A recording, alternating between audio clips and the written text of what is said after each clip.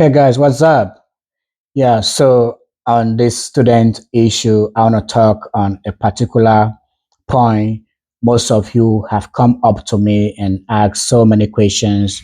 Mr. John, if I come to the US as a student, can my dependent, can I travel with my dependent at the same time I am to travel? The answer is a big no. You can't travel at the same time, okay? They can come later. In the UK, I don't know if it's still ongoing. I learned that when you have a student visa, you can travel at the same time with your dependents. Okay. Here, when we talk of dependents, we mean your spouse and your children. Your parents, your brothers and sisters are not your dependents. Okay. In the US, student visa, the F1, the visa type that you come to the US is called F1 student visa. Okay. There are so many visa types. Now, when you apply to a university or a community college and you obtain the acceptance letter, the next thing is to pay your tuition. And the next step is to get an I-20. The I-20 is a document that they issue to you with your service number, which you use to apply for the interview, the embassy interview at your place of residence. Okay. Now, when you want the school to issue you I-20 for your dependents, some schools, they have a particular tax per dependent. Some $5,000. I have seen those with $3,000. Some with $6,000 per dependent. Like a bank statement together with your own bank statement, proof of sponsorship. That one is to show that you can cater for your dependents when they come here because your dependents are not allowed to work when they're here. I will talk further. So the university will issue I-20 for your dependents. Now, when you travel to the US, you can now apply for the F2. The visa that your dependents use to come is called the F2 visa. When you go in for your interview, you don't have to mention that your dependents will travel. Okay, you don't even have to mention that you have F2 I-20 for your dependents. They will refuse your visa because one of the reasons that they issue that visa is that you have shown strong ties back home that you intend to return upon completion of your course. Okay, now back to your dependents. When you apply for the F2, you come and then you apply. When they come, they are not allowed to work. Your minor children go to school free, okay, here in the US. How your spouse, your wife, or your husband works is different. It's out of this video. I'm not talking about that right now.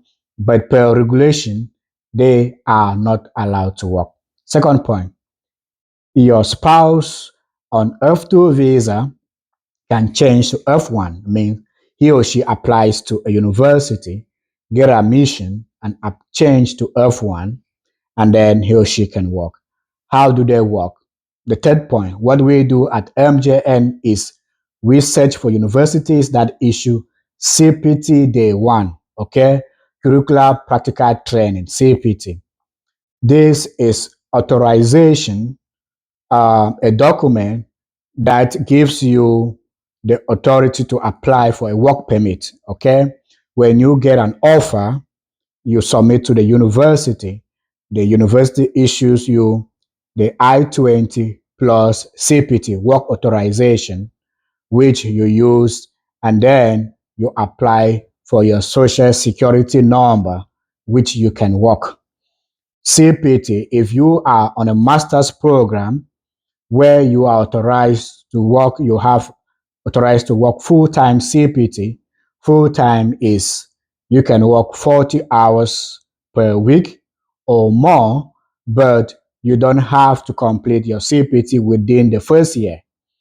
If you complete your CPT within the first year, you will not be able to have what we call OPT, optional practical training, which you get when you complete your course.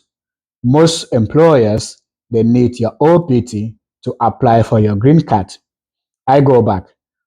On CPT, you are allowed to work 40 hours. You can work more. But why you don't work more is because you don't want to complete your CPT within the first year. If you have a part-time CPT means you can work less than 20, you cannot work more than 20 hours in a week. Okay?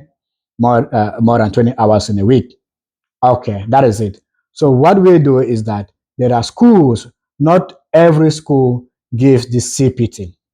Okay, most schools you just come is only for study, you cannot work. You can just do some odd stuff on campus. But with CPT, you can work off and on campus depending on your course. And the good thing with MGN Healthcare Consulting is that we target these universities that give CPT day one. CPT day one means if you have it, you have a work permit, you come, you can start working on the day you start your class. Okay, you can start working. This is the good thing about us. This CPT OPT thing is confusing. If you have question, come and ask. I'll explain to you. So guys, I wanted to make this video. Again, you cannot travel with your dependent at the same time if you have an F1 visa. You don't even want to mention at the interview, okay? I'll be making videos on some interview questions that they usually ask, some frequently asked questions, and how you can answer them. Guys, we are open. We are receiving candidates who want to study in the US. Admissions are open for spring 2, which is March entry, and summer 1 in June. Okay, we are open. Guys, get to us. All fees, we can secure admission for you to come and study in the US. See you guys.